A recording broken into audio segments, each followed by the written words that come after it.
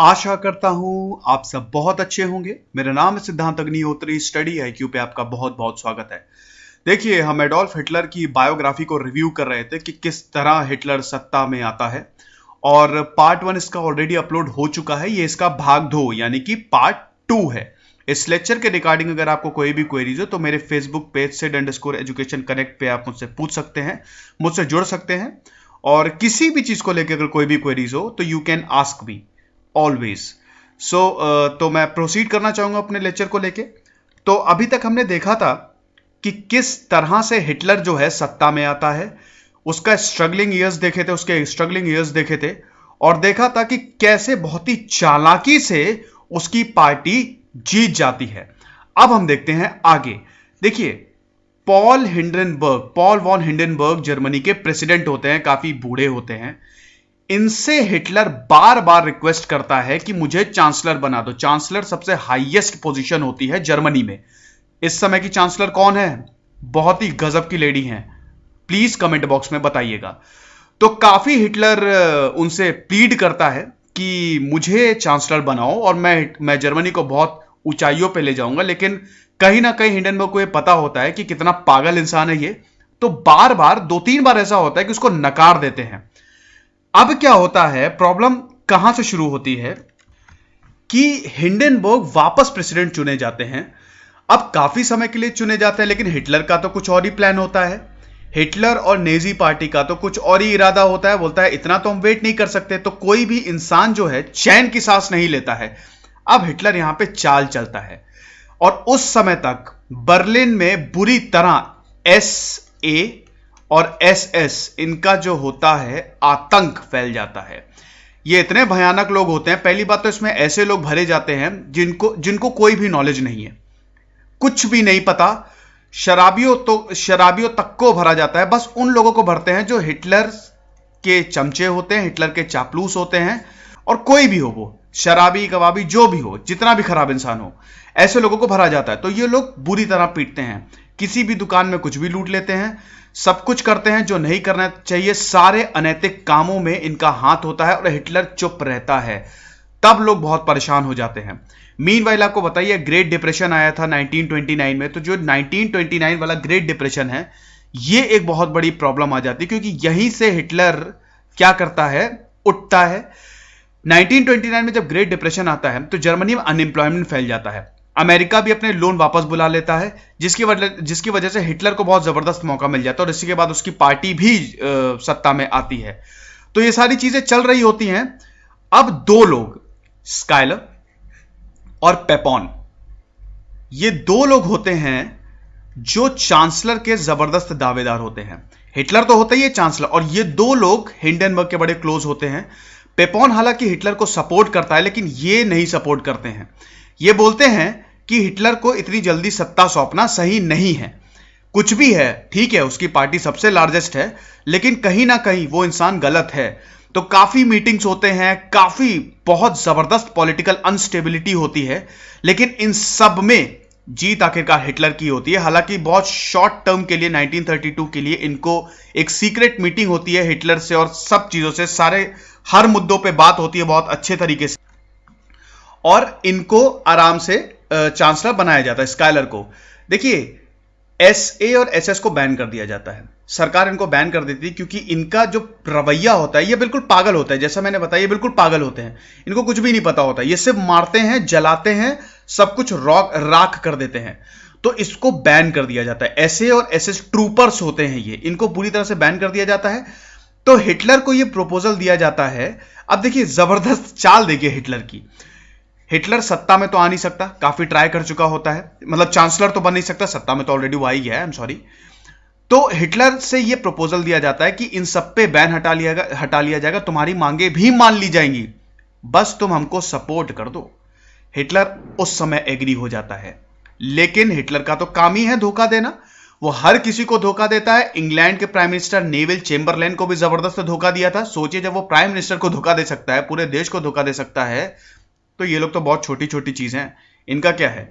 Neville Chamberlain जब ये चीजें हुई थी, और जब हिटलर बहुत आगे बढ़ गया था, तो ब्रिटेन को बहुत डर सताने लगा था कि कहीं वॉर ना हो जाए। अब नेविल चेम्बरलिन पीस चाहते थे, तो हिटलर के पास जाते हैं और बोलते हैं ठीक है तुम ऑस्ट्रिया का कुछ पार्ट ले लो लेकिन हमला मत करना। हिटलर राजी हो जाता है, लेकिन बाद में वो प्रॉमिस तोड़ देता है।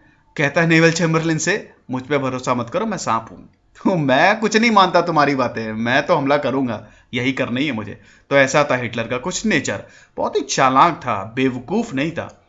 और क्वालिटीज तो थी, देखिए कुछ भी हो, सनकी था, पागल था, लेकिन कुछ उसमें इतनी भयानक क्वालिटीज थी जो वाकई में जबरदस्त थी। अब जैसा कि मैंने बताया, जबरदस्त पॉलिटिकल स्ट्रगल शुरू हो जाता है। कौन चांसलर बनेगा?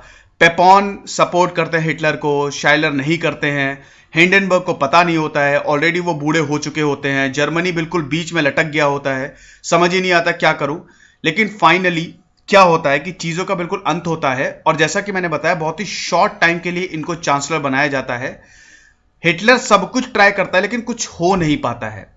लेकिन फिर कुछ ऐसा होता है कि एकदम से चीजें बदल जाती हैं। हिटलर हिंडनबर्ग को फाइनली कन्विंस करने में कामयाब हो जाता है, और 1933 में जब पॉल हिंडनबर्ग सत्ता मतलब चांसलर बनाते हैं एडोल्फ हिटलर को, उसकी आंखों से आंसू गिरते हैं, और उनकी जो आर्मी है, ये SA और SS ट्रूपर्स जोर से चिल्लाते हुए आते हैं कि हमने कर दिखाया, हेल हिटलर। और हिस्ट्री का सबसे काला दिन होता है ये, क्योंकि उस दिन एक ऐसे इंसान का ऑफिशियली जन्म हो गया होता है जो सबसे बड़ा हत्यारा होने वाला है। ये किसी को पता था नहीं। अच्छा, एक चीज और, ऐसा नहीं था कि सब कुछ सही था। हिटलर के पार्टी के अंदर भी बहुत से मतभेद थे। हिटलर को गिराने की भी बहुत कोशिश की गई, लेकिन जैसा ही ऐसा कुछ हिटलर को पता लगता था, या तो उसको मरवा देता था या उसकी बैंड बजा देता था। ये बड़ी एक जबरदस्त चीज थी। देखिए वहां पे हर कोई पागल नहीं था, ठीक है, बहुत समझदार लोग भी थे, और हिटलर को बहुत बोलते भी थे कि आप गलत कर रहे हैं, लेकिन हिटलर किसी की सुनता ही नहीं था। और जहां ऐसी भनक होती थी, जहां से भी ट्रैकरी की या फिर धोखा देने की जरा से भी सुगबुगाहट आती थी, हिटलर उसको मरवा देता था। इसमें एक बहुत फेमस इंसिडेंट है, the night of long knifes, जिसमें हिटलर ने अपने सारे ऑफिशियल्स को मरवा दिया था, लॉन्ग मार्च कराया था, कपड़े उतार के जो भी उनके उसके खिलाफ थे, उनके कपड़े उतार के पूरा सड़क पे लॉन्ग मार्च कराया था, जिसमें उनके सबसे करीबी इंसान अर्नस्ट रोहेम भी शामिल थे। सबसे करीबी ऑफिसर थे, उनको भी इन्होंने मारा था। तो ये सारी चीजें हम आगे देखेंगे। तो ये सारी चीजें हुई थी। अब क्या हुआ था कि जब हिटलर चांसलर बनता है, तो सबसे पहले क्या करता है, राइख्सटैग, ये क्या होती है, ये जर्मनी की पार्लियामेंट है, हमारे यहाँ संसद कहते हैं, वहां पे राइख्सटैग कहते हैं, REICHTAG, ठीक है। तो वहां उसको आग लगा दी, उस राइख्सटैग को पूरी तरह हिटलर ने आग लगा दी। तो जब पार्लियामेंट ही खत्म तो सब खत्म, अब तो कुछ बचा ही नहीं ना। तो जब कुछ बचा नहीं तो फिर फायदा क्या। हिटलर की बहुत ही सोची समझी साजिश थी कि राइख्सटैग में आग लगा दो, पार्लियामेंट में आग लगा दो, कुछ बचेगा ही नहीं, कोई कानून आएगा ही नहीं, मैं ही जर्मनी हूं, मैं ही सबको मारूंगा, मेरी ही हुकूमत चलेगी। तभी वो डिक्टेटर बना, और इसीलिए उसको डिक्टेटर कहते हैं। तो ये सारी चीजें थी। सब इसमें सबसे ज्यादा कौन पेशा? आम लोग, ज्यूज को बुरी तरह मारा गया, और इतनी भयानक तरीके से टॉर्चर किया गया, इतनी भयानक तरीके से टॉर्चर किया गया कि इतिहास में कभी भी नहीं हुआ। अजीबोगरीब तरीके से ज्यूज को टॉर्चर किया जाता था, और बहुत ही बुरी तरह जो प्रेस होती है वो स्किन पे लगाई जाती थी, गरम गरम प्रेस, ठंडे पानी में डुबाया जाता था, प्राइवेट पार्ट्स को पूरा, मतलब बहुत बताने लायक भी नहीं है। और सबसे बड़ी बात, सर पे गोली मारी जाती थी, तो बहुत आम बात थी, बिल्कुल एकदम बिना कपड़ों के आपको पूरा एकदम पूरे कैंप्स में आपको घुमाया जाता था। सर्दियों में आपको खाना नहीं देते थे, बिना कपड़े के रहना होता था। हर टॉर्चरिंग टेक्निक जो भी उनसे हो सकता था, जर्मन से हो सकता था, उन्होंने ज्यूज पे अत्याचार किए, किसी को नहीं बख्शा। छोटा बड़ा, क्या छोटा क्या बड़ा, सबको मारना शुरू कर दिया, क्योंकि हिटलर के ऑर्डर्स थे। गेस्टेपो नाम की एक पागल फोर्स बनाई थी इन्होंने, पुलिस की तरह थी ये, और सबसे ब्रूटल फोर्स मानी जाती है आज तक। जो भी मिलता था उसको पकड़ के मार देते थे। इनका बस चलता था दिन भर, बस पावर में लिप्त रहते थे, और प्रॉब्लम ये होती है ना कि जब इस तरह की कोई चीज होती है ना तो आप कुछ बोल भी नहीं सकते। जैसा कि मैंने बताया कि अगर ऐसी कोई चीज होती है तो सबसे ज्यादा किसी पे मुसीबत आती है तो वो आम इंसान होते हैं। वो क्या बोलेंगे? पूरी पावर हिटलर ने पूरी छूट दे रखी है, पागल गवर्नमेंट हो गई थी। और जर्मन को अब अपनी गलती का एहसास होने लगा था कि हमने क्या कर दिया। लेकिन हिटलर ने ऐसी जबरदस्त तरीके से नफरत फैला दी थी कि ज्यूस के लिए जर्मन्स भी बोलते थे। इनको घेटो बोला जाता था। घेटो सब लोएस्ट ऑफ द लोएस्ट को बोला जाता है। घेटो मतलब होता है सबसे नीचा, तो ज्यूस को घेटो बोला जाता था। और ये भी जो जर्मन थे वो भी ज्यूस से बहुत चिढ़ने लगे थे, लेकिन ऐसा नहीं था। ज्यूस ने अपना खून पसीना बहा के जर्मनी के लिए बहुत मेहनत की थी, लेकिन हिटलर ने ऐसी नफरत की राजनीति की कि इनकी तो हालत बुरी तरह से खराब हो गई और पूरे एक्सटिंक्ट हो गए थे। जैसा कि मैंने पिछले लेक्चर में बताया था कि अगर उस समय कुछ अच्छे इनिशिएटिव नहीं लिए होते तो ये तो पूरे एक्सटिंक्ट हो जाते। तो बहुत बुरी हालत थी। हाइनरिक हाइमलर और हरमन गोरिंग ये इनके लेफ्ट हैंड और राइट हैंड थे और ये इनके आखिरी तक साथ थे। पहला कॉन्सेंट्रेशन कैंप एरिक की लीडरशिप में इन्होंने डेकाउ में खोला था। कॉन्सेंट्रेशन कैंप क्या थे? यहां पे भर भर के कैदियों को, ज्यूस को लाया जाता था जो प्रिजनर्स ऑफ वॉर होते थे। वर्ल्ड वॉर 2 में जब हिटलर कोई भी एरिया को कैप्चर करता था तो वहां के जो सैनिक होते थे उनको बंदी बना के कॉन्सेंट्रेशन कैंप में रखा जाता था। अत्याचार होते थे, जैसा कि मैंने बताया, बुरी तरह मारा पीटा जाता था। कभी कभी तो इतना मारते थे जब तक मर नहीं जाए, बहुत मारा पीटा जाता था। और यहां पे इंटरोगेशन अजीब तरह से होती थी। एक्सपेरिमेंट्स होते थे, डॉक्टर एक्सपेरिमेंट्स करते थे इंसानों पे, मर जाए कोई फायदा नहीं है, डिकम्पोज किया जाता था सबको। बहुत बुरी हालत थी। तो यहां पे लोगों को भर भर के रखा जाता था जो हिटलर को पसंद नहीं थे। और एक कॉन्सेंट्रेशन कैंप बहुत जगह खुले थे, जर्मनी में जगह जगह खुले थे और बाद में कई कंट्रीज में भी खुल गए थे प्रिजनर्स ऑफ वॉर को रखने के लिए, क्योंकि बहुत लाखों में आप बंदी बनाते हैं तो ऐसी जगहों की बहुत जरूरत पड़ती है। लेकिन प्रॉब्लम होती है ना, क्योंकि ये भी जगह इतने ज्यादा तो है नहीं कि इतने लोगों को रख सके। तो हिटलर ने एक नई टेक्निक इस्तेमाल की। उन्होंने क्या किया? हिटलर ने सोचा जला डालो, सबको जला डालो, सबको मार डालो। तो ऐसा होता था कि एक बार क्या हुआ था, एक लेडी इस कंसंट्रेशन कैंप से बच गई थी। तो वो अपनी आप बीती सुनाते हुए ये बोलती हैं कि हिटलर क्या करता था, मतलब हिटलर की जो आर्मी क्या करती थी, सब जितने भी जो भी लोग एक्स्ट्रा थे उनको जला देती थी। तो एक बार बच्चे की, छोटे से बच्चे की रोने की आवाज आ रही थी उस आग में। और तब जब वो देखती है उस आग को, वो एक पूरा कुआं था और उसमें सिर्फ नन्हे बच्चों के शव पड़े होते हैं, मतलब बच्चों तक को जला देता था वो। इतनी इंसानियत इतने लो लेवल पे गिर गई थी, कोई भी नहीं बचा था। कुछ जनरल्स का सब्र का बांध टूटने लगता है और परेशान हो जाते हैं। तो इसमें से अर्नेस्ट रोहम थे जो इनके वन ऑफ द जनरल्स थे। तो वो क्या करते हैं, वो बोलते हैं कि ऐसा है, अब इसको गिराते हैं। तो एक प्लान बनाया जाता है हिटलर को गिराने का, लेकिन ये हिटलर को पता लग जाता है। तो ये बहुत ही फेमस इंसिडेंट है, नाइट ऑफ लॉन्ग नाइफ्स। हर किसी को पकड़ा जाता है, जो भी आर्मी में हिटलर के खिलाफ बगावत करता है सबको मारा जाता है। अर्नेस्ट रोहम भी एक होटल में होते हैं। 6 बजे शाम को हिटलर दंदनाते हुए उसके रूम में जाता है, गोली, और उसके बाद गोली उसके ऊपर तानता है। तो कहता है कि मारो, मुझे मारो, लेकिन हिटलर के बहुत करीब होता है तो हिटलर खुद नहीं मारता है, लेकिन पूरी तरह से जहां पे भी उसको भनक तक लगती है कि भैया हमारे खिलाफ ये उठ रहा है, खत्म कर दो, ऐसा था। तो ये सारी चीजें होती हैं। फाइनली हिंडनबर्ग की डेथ हो जाती है। अब कुछ बचा नहीं था। हिटलर वो सारी चीजें करता है जो ट्रीटी ऑफ वर्सेल में बैन होती है, रीआर्मामेंट करता है, कॉन्स्क्रिप्शन लॉ लगाता है। कॉन्स्क्रिप्शन लॉ मतलब 1 लाख से ज्यादा सेना नहीं हो सकती, ऐसा ट्रीटी ऑफ वर्सेल में था। हिटलर बोलता है भाड़ में जाओ तुम लोग, आओ कॉन्स्क्रिप्शन लॉ के तहत सब आओ, जिसको जिसको भी आर्मी ज्वाइन करनी है आओ। नए नए लोगों को आर्मी ज्वाइन करवाता है। इसमें यूथ बहुत शामिल होता है और कोई भी उम्र हो, 10, 12, 15 साल, कोई भी उम्र हो, जो भी आर्मी ज्वाइन करना चाहता है उसका वेलकम करते हैं हम। तो ऐसे करते करते क्या हुआ कि हिटलर की आर्मी बहुत बड़ी हो गई थी, बहुत ज्यादा बड़ी हो गई थी। नए नए वेपन्स के इन्वेंशन हुए थे हिटलर के समय, बहुत नए नए वेपन्स के। हिटलर जर्मनी के पास काफी नई नई टेक्निक्स बनने लगी थी, तो इससे भी कंट्रीज बहुत परेशान हुई थी। तो ये सारी चीजें हुई थी। मीनवाइल 1936 में जर्मनी ओलंपिक्स होल्ड करता है। 1936 में ये जो आप फोटो देख रहे हैं ये जेसी ओवेंस की है। बहुत ही जबरदस्त एथलीट थे ये और काफी गोल्ड मेडल जीते थे। तो ये आंख का तारा बन गए थे जर्मनी के। तो अब क्या होता है कि जर्मनी ओलंपिक्स होस्ट करता है तो ये बहुत जबरदस्त डिप्लोमेटिक मूव होता है। काफी लोग बोलते हैं कि मत करो ये सब, लेकिन हिटलर के कुछ लोग ऐसे होते हैं, इसमें हाइमलर भी एक होते हैं, वो बोलते हैं कि देखिए अगर हम ओलंपिक्स होस्ट करेंगे तो इससे बहुत अच्छा मैसेज जाएगा, वर्ल्ड लेवल पे बहुत जबरदस्त मैसेज जाएगा कि हम बहुत अच्छे हैं और डिप्लोमेटिकली हमारी बड़ी जीत होगी। इसमें एवरी ब्रेंडेज जो हेड होते हैं ओलंपिक कमेटी के, वो पहले तो बहुत बोलते हैं कि जर्मनी इस तरह से देख रहे हैं, पॉलिटिकल अनस्टेबिलिटी कितनी है, किसी कंट्री को समझ नहीं रहा है, हिटलर ऐसा है, हमको शायद होस्ट नहीं करने चाहिए जर्मनी में, बहुत गलत हो सकता है।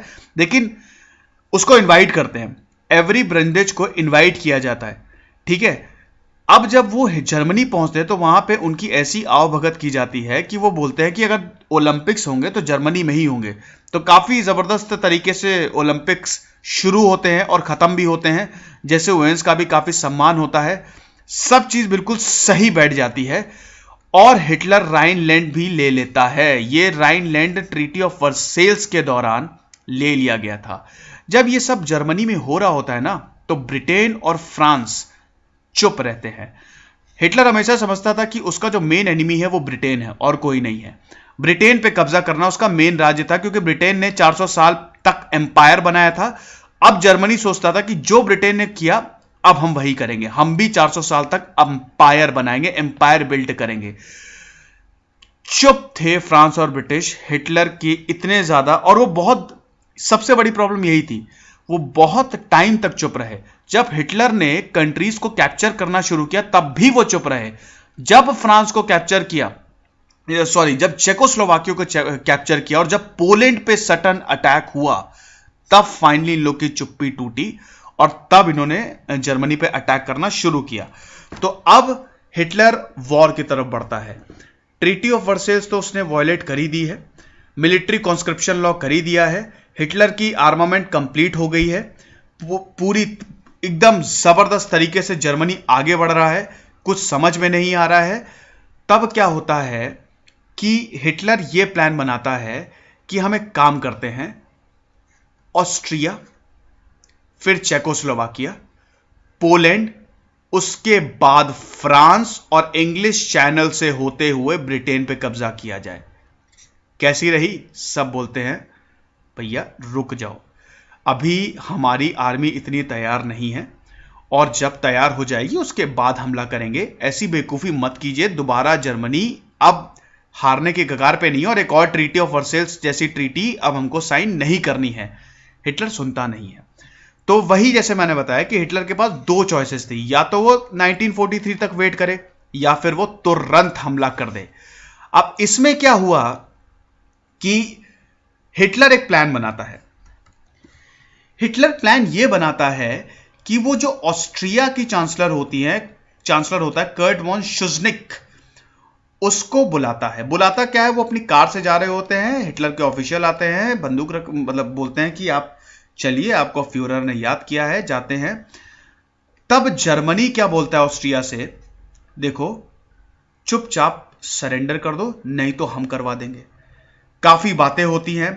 एक उनका हिटलर को ऑफिशियल आता है, 4 पेज का बड़ा सा चिट्ठा होता है, शर्तें होती है उसमें जर्मनी की कि आप सरेंडर करेंगे, आपकी आर्मी हमारी होगी, ये एरियाज हमारे होंगे। पहली बात तो कर्ट वॉन शुजनिक जो होते हैं मना करते हैं, लेकिन बाद में उनको समझ में आता है कि अगर मैंने ऐसा नहीं किया तो लाखों जाने जाएंगी। सरेंडर, ऑस्ट्रिया सरेंडर कर देता है, सिंगल शॉट, एक भी गोली नहीं चली होती है और ऑस्ट्रिया सरेंडर कर देता है। उसके बाद जो नेविल चेम्बरलेन होते हैं वो हिटलर के पास जाते हैं, क्योंकि ये चाहते हैं कि किसी तरह से बस पीस कायम हो जाए, अब लड़ाई नहीं करनी है। तो हिटलर को समझाते हैं कि देखो वॉर नहीं करो, तुम कुछ एरिया ले लो। तो जो एरिया छीन लिए होते हैं, ऑस्ट्रिया के कुछ एरिया ले लो, जो एरिया उस समय छीन लिए गए होते हैं वो हिटलर को वापस देने का नेविल चेम्बरलेन वादा कर देते हैं, पूरी ट्रीटी साइन होती है। लेकिन एकदम से हिटलर धोखा देता है और नेविल चेम्बरलेन को बोलता है भैया हम कुछ नहीं जानते, कोई ट्रीटी नहीं, हम तो पूरा ऑस्ट्रिया लेंगे। पूरा चेकोस्लोवाकिया लेंगे। इसमें बहुत गुस्सा आती है नेवल चैम्बरलिन। तो नेवल चैम्बरलिन बोलते हैं कि अब मुझे पता चला कि हिटलर जैसे सांप से दोस्ती करना बहुत जबरदस्त और घाटे का सौदा था, मेरी गलती है। तो हिटलर तो कदम कदम पे धोखा देते ही था, लेकिन ये तो शुरुआत थी, अभी तो बहुत चीजें होनी बाकी थी। ये तो क्योंकि हिटलर ने तो काफी एरियाज ले लिए थे, ऑस्ट्रिया ले लिया था, चेकोस्लोवाकिया फिर कॉन्कर करता है पूरी तरह, और जब चेकोस्लोवाकिया कॉन्कर करता है तब पोलैंड की तरफ आगे बढ़ता है। हालांकि पोलैंड ये दुनिया को नहीं पता रहता है, ऑस्ट्रिया और चेकोस्लोवाकिया पे जब कंकर करता है तब भी ब्रिटेन और फ्रांस शांत रहते हैं, कुछ भी नहीं बोलते हैं, पूरी दुनिया चुप रहती है, और हिटलर इसी का फायदा उठा के आगे बढ़ता जाता है। तो अब क्या होता है, फाइनली वर्ल्ड वॉर 2 शुरू हो जाती है पोलैंड के अटैक पे बाद। जैसे ही पोलैंड को हिटलर अटैक करता है, वहीं से फिर फ्रांस और ब्रिटेन जो है वो वॉर में कूद जाते हैं। डंकिर्क में एक जगह फंस जाते हैं, दुम दबा के भागते हैं बुरी तरह। डंकिर्क एक बंदरगाह होता है, ठीक है। तो वहां से क्या होता है कि जैसे ही हिटलर पोलैंड पे अटैक करता है, चेकोस्लोवाकिया पे अटैक करता है, तो वहां पे ब्रिटेन और फ्रांस के फ्लीट जो होते हैं तैनात हो जाते हैं। तो एक जगह होती है, एक छोटे सा बंदरगाह होता है डंकिर्क। बहुत ही जबरदस्त मूवी आई भी थी, अगर आपने देखी नहीं हो, क्रिस्टोफर नोलन की, नहीं देखी हो तो आज ही देखिएगा। ऑस्कर्स के काफी नॉमिनेशन भी डंकिर्क को मिले हैं, बहुत जबरदस्त मूवी थी। तो पूरा इसी इंसिडेंट को दिखाया गया है, डंकिर्क के इंसिडेंट को। तो ये था क्या, यहां पे ब्रिटेन और फ्रांस की सेना फंस जाती है, और बहुत ही टैक्टिकली जर्मन जो होते हैं यहां पे बमबारी करते हैं। जर्मनी के प्लेन्स जो होते हैं, जर्मनी की एयरफोर्स को क्या कहते हैं, लुफ्टवाफ। तो उनके प्लेन्स जबरदस्त बमबारी करते हैं यहां पे, और ब्रिटेन और फ्रांस के पास कोई मौका ही नहीं होता, जाए तो जाए कहां। तो सबसे बड़ा इवैक्यूएशन है ये आज तक का, one of the biggest evacuation है ये। फ्रांस और ब्रिटेन बुरी तरह अपनी जान बचा के किसी तरह वहां से भागते हैं, और ये इतनी जबरदस्त चीज होती है ये हिटलर के लिए कि उसको खुद भी बिलीव नहीं होता है। और उसके बाद जो उसका मोराल हाई होता है, जबरदस्त तरीके से वो मोराल अपना हाई करता है। तब क्या हो, उसके बाद क्या होता है, वो इटली और रशिया के पास अब जाता है। इटली देखिए, जो एक्सिस पावर थी इसमें वो थी जापान, इटली और जर्मनी, ठीक है। तो इटली और रशिया, इटली वर्ल्ड वॉर 1 में खिलाफ होता है जर्मनी के, लेकिन इस वॉर में हिटलर क्या कहता है कि मैं तुमको, इटली और रशिया दोनों को, कि मैं तुमको पार्ट्स दे दूंगा, कुछ एरिया तुमको दे दूंगा, ठीक है, जो भी चाहिए तुमको दे दूंगा। तो स्टालिन और जो बेनिटो मुसोलिनी थे बड़े खुश हो जाते हैं, लेकिन हिटलर जो था वो रशिया को बहुत जबरदस्त तरीके से धोखा देने वाला था। स्टालिन को भी ये नहीं पता था कि हिटलर उन पे हमला कर देगा। तो स्टालिन को पूरा का पूरा फ्री हैंड मिलता है, और काफी अच्छा खासा वादा किया जाता है कि इतने सारे एरिया हम आपको दे देंगे, हिटलर बोलता है स्टालिन से, लेकिन ऐसा होता नहीं है। मीनवाइल वॉर बहुत तेज हो जाता है। ऑस्ट्रिया, चेकोस्लोवाकिया, फिर नॉर्वे, डेनमार्क को कंकर करने के बाद फ्रांस को भी कैप्चर कर लेता है। बहुत बुरी हालत हो जाती है पूरे यूरोप में, ये तो कैप्चर कर लिया। अकेला ब्रिटेन होता है और सामने होता है Germany, head to head. Germany के पास सब कुछ होता है और ब्रिटेन बहुत ही जबरदस्त तरीके से अकेला पड़ जाता है। अभी तक अमेरिका वॉर में नहीं आया है। ब्रिटेन बोलता है बार बार कि अमेरिका से वॉर में आओ। इसी बीच एक बैटल ऑफ अटलांटिक भी होती है। देखिए, ब्रिटेन और फ्रांस क्या बोलते हैं अमेरिका से कि आप हमको जो वॉर का सामान है, जो वेपनरी है, वो हमको भेजो, ठीक है। तो ये अटलांटिक ओशन से आती है, लेकिन जर्मनी की यूबोट्स, जर्मनी की जो नेवी होती है, वो ऐसी तबाही मचाती हैं अटलांटिक में कि बहुत बुरी हालत हो जाती है। हालांकि जर्मनी की नेवी को भी काफी नुकसान पहुंचता है। इसको बैटल ऑफ अटलांटिक कहा गया, ठीक है। तो ब्रिटेन और फ्रांस तक ये वेपन्स ना पहुंचे, इसलिए ये पूरा का पूरा जो साजिश थी वो रची गई। तो ये सारी चीजें थी। तो अब क्या हुआ कि ब्रिटेन अकेला पड़ जाता है यहां पे, क्योंकि सब कुछ तो कंकर ही कर लिया है आपकी जर्मनी ने। हार नहीं मानती है ब्रिटेन, आखिरी तक लड़ते रहते हैं, और ब्रिटेन इतना जबरदस्त बाद में फाइट बैक करता है। उनकी जो एयरफोर्स होती है, रॉयल एयरफोर्स है ना, वो ऐसा फाइट बैक करती है। देखिए होता क्या है कि एक बार क्या होता है कि ब्रिटेन, जो जर्मनी के जो लुफ्टवाफ होते हैं, वो इंग्लैंड के सिविल एरिया में बमबारी कर देते हैं, है ना। इंग्लैंड के सिविल एरिया में बमबारी कर देते हैं, तो लंदन में बमबारी हो जाती है। तो इससे क्या होता है, रॉयल एयरफोर्स को भी, जो विंस्टन चर्चिल होते हैं, वो बोलते हैं जाओ तुम भी बमबारी करके आओ जर्मनी में। तो जर्मनी के कुछ हिस्सों के बमबारी हो जाती है। तो फिर हिटलर बोलता है सब कुछ उड़ा दो। तो लंदन को बुरी तरह 57 डेज तक जो लुफ्तवाफ के प्लेन्स होते हैं बुरी तरह उन पे बम गिराते रहते हैं। इससे क्या होता है, रॉयल एयरफोर्स के जो पायलट्स थे उनको काफी आराम मिल जाता है, और उसके बाद जबरदस्त तरीके से रॉयल एयरफोर्स पलटवार करती है और हिटलर की कमर तोड़ देती है, उनके लुफ्तवाफ की बैंड बजा देती है। हिटलर बोलता है कि हम ब्रिटेन को बाद में देख लेंगे, उसके पहले हम देखते हैं रशिया को। अब हिटलर चला जाता है रशिया को कंकर करने, लेकिन यहीं पे हिटलर की बहुत बड़ी गलती हो जाती है, क्योंकि रशिया में वो दो तरीके से गलत साबित हो जाता है। इसलिए वो साबित हो जाता है दो तरीके से गलत, कि पहली बात तो वो थोड़ा सा मिसजज कर लेता है। वो मिसजज ये कर लेता है कि वो सोचता है कि जो रशिया है बड़ा छोटा है, लेकिन ऐसा होता नहीं है। रशिया इतना बड़ा होता है कि आधे मिलिट्री वाले थक जाते हैं। दूसरी बात, जो आर्मी होती है रशिया की, वो जितनी उसने एस्टिमेट की होती है उससे 10 गुनी होती है। इतने लोग होते हैं, रेड आर्मी होती है। हालांकि रशिया को बहुत नुकसान झेलना पड़ता है, रशिया को ऑलरेडी धोखा दे चुका होता है हिटलर, तो रशिया को बहुत ज्यादा नुकसान झेलना पड़ता है। लेकिन उसके बाद भी जो आर्मी का जो साइज है वो इतना बड़ा होता है रशिया का, कि हिटलर सोचता है मैंने बहुत बड़ी गलती कर दी। और तीसरा, ब्लेसिंग इन डिस्गाइज, मौसम बदल जाता है। तो जो मौसम जब बदलता है रशिया में, तब वो वैसे ही एक काफी मॉइस्टी एरिया है, तो वहां पे क्या होता है कि जो बड़े बड़े लैंड्स होते हैं, ठीक है, बड़े बड़े ग्रासलैंड्स होते हैं, तो वहां पे ऐसा कीचड़ हो जाता है कि टैंक वहां फंस जाते हैं।